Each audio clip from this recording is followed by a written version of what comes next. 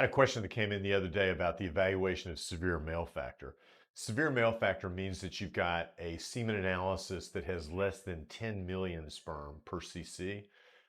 We also look at motility, we look at normal morphology, and the question is, if you've got a guy who's got a really, really low sperm count, what do you do about it? And the answer is, first of all, you evaluate him hormonally.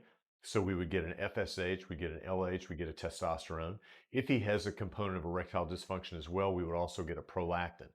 The next thing we would do for severe male factor is we would check a karyotype. So we would look at his chromosomes to make sure that he has 46 chromosomes, one X and one Y. The next thing we do is we look at something called Y chromosome microdeletion.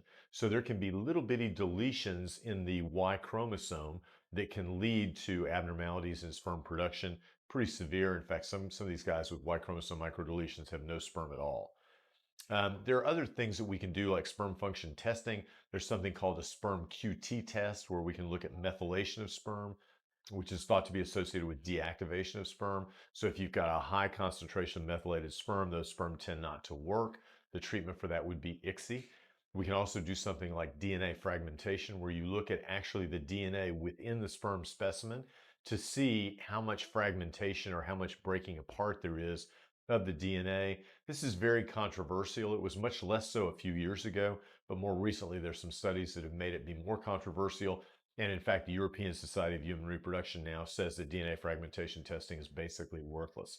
So the question is really, what do we do? And I think that we've got a really good formula for how we evaluate men to figure out what we can do to come up with a solution for them.